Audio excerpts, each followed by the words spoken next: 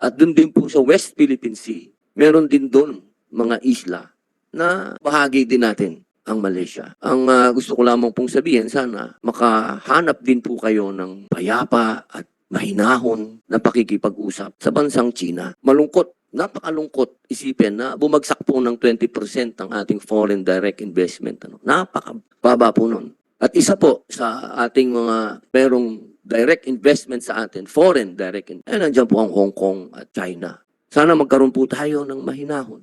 Pakalmahin natin ang sitwasyon. Huwag na tayong magdagdag. Mga idol at kabayan, bumanat na naman si Senator Robin Hood. Maging mahinahon daw dapat ang Department of Foreign Affairs sa China. Ayon sa senador, bumagsak daw ng 20% ang foreign direct investment ng Pilipinas. Isa daw sa merong foreign direct investment ay ang bansang China at Hong Kong. Pero ayon sa balita mga kabayan, hindi naman rason ang issue sa West Philippine Sea bakit bumagsak ang foreign direct investment ng Pilipinas sa unang quarter ng taong 2023. Ayon sa Bangko Sentral ng Pilipinas, ito ay dahil sa resulta na dulot ng persistent global uncertainties. Kasama na dyan ang pandemic, gera sa Europa, climate change at marami pang iba. Sa katunayan, ayon sa datos na ating nakalap, ang top sources ng foreign direct investment ngayong first quarter ng taong 2023 ay Japan, Amerika, Germany at Singapore. Tandaan mga kabayan, hindi nakasalalay sa China lamang ang pag-unlad ng Pilipinas. Ayon sa 1596 Presidential Decree na ginawa ng dating Pangulong Marcos Sr. ng taong 1978, 45 taon na ang nakalipas, ang Kalayaan Island Group sa West Philippine Sea are vital to the security and economic survival of the Philippines. Kaya kung mawawala ito sa atin, dito babagsak ang Pilipinas. Kung lang po akong hindi naman po ito tanong,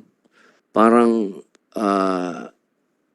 advice lang bilang isang senador po, advice lang po sa DFA, bilang magkasama po tayo sa gobyerno.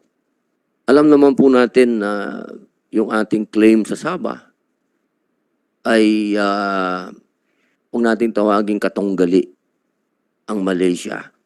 Sabihin natin kabahagi natin dito sa dispute na ito ang Malaysia. At doon din po sa West Philippine Sea, meron din doon mga isla na kabahagi din natin ang Malaysia. Ang gusto ko lamang pong sabihin, sana makahanap din po kayo ng mapayapa at mahinahon na pakikipag-usap sa bansang China. Kung nagagawa natin sa Malaysia na napakamahinahon natin makipag-usap, na pareho lang naman tayong may claim. Sana ganun din sa China. Kasi po, bilang mga senador, hindi lamang po depensa ang iniisip namin. Ang iniisip namin ay ekonomiya. Dapat dito sa ating pakikisalamuha, pakikipag-usap sa ibang bansa, dapat pina-prioritize din natin yung mga kababayan natin na nandun din sa ibang lugar, nandun din sa mga bansa nitong mga tinatawag nating kabahagi dito sa mga disputed islands and territories. Alam nyo, napakalungkot isipin na bumagsak po ng 20% ang ating foreign direct investment. Napakababa po nun. At isa po sa ating mga merong direct investment sa atin, foreign direct investment, nandiyan po ang Hong Kong at China. Sana magkaroon po tayo ng mahinahon. Pakalmahin natin ang sitwasyon. Huwag na tayong magdagdag. Iba ang posisyon ng military, siyempre. Yan ang ano niyan eh. Yan ang papel niyan. Strength, muscle. Pero ang DFA, diplomacy. Pwede naman po tayo magkaroon ng developmental.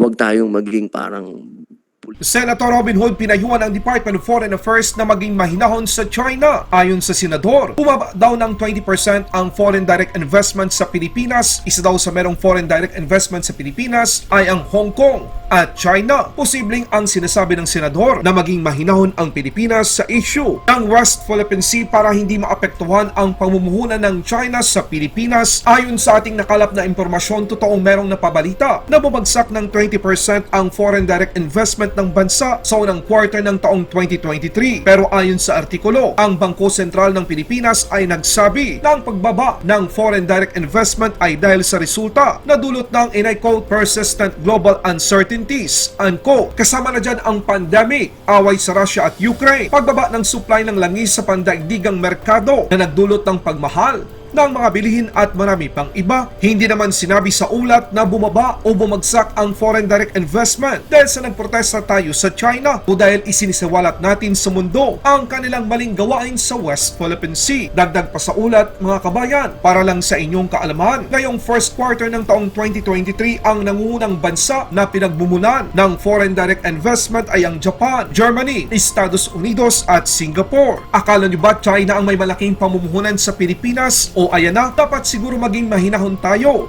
sa mga bansa tulad ng Japan, Germany, Estados Unidos at Singapore na nangako ng mga pamumuhunan sa Pilipinas nang hindi napapako. Well, mga kabayan, kung sa mahinahon lang ang pag-uusapan, sobrang napaka-profesional at napaka-diplomatic ang solusyong ginagawa ng Pilipinas sa mga pangimasok, pangbubuli, pangaasar, panggigipit at pagsira ng China ng kalikasan sa West Philippine Sea. Halimbawa na lamang, matapos banggain ng Chinese Maritime Militia ang barkong pangingisda, nasakay ang 22 mga Pilipino na iniwan lang sa gitna ng karagatan noong taong 2019. Ang pag-water cannon ng China Coast Guard sa resupply boat ng Philippine Navy, ang pag-water cannon ng China Coast Guard sa barko ng Philippine Coast Guard, pag-laser ng China Coast Guard sa barko ng Philippine Coast Guard, muntikang pagbangga ng China Coast Guard sa mga barko ng Philippine Coast Guard, paglagay ng harang ng China sa bukana ng Baho de Masinloc para hindi makapasok ang mga mangisdang Pilipino para mangisda, pagsira ng mga coral sa Rosal Reef sa West Philippine Sea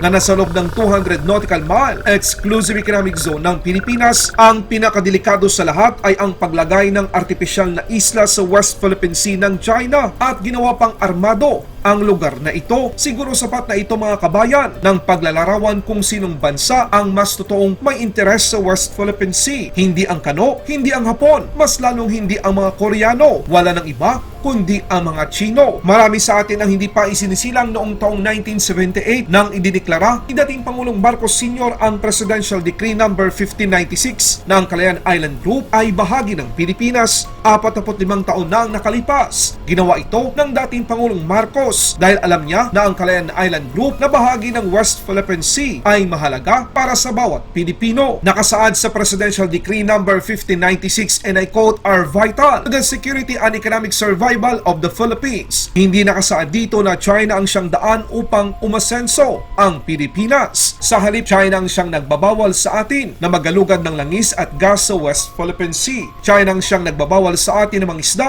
at maglagay ng mga infrastruktura sa West Philippine Sea. Maraming salamat ang tagahatid ng balita, Good News Philippines. Mabuhay ang mga Pilipino, mabuhay ang Pilipinas. Laban Pinas.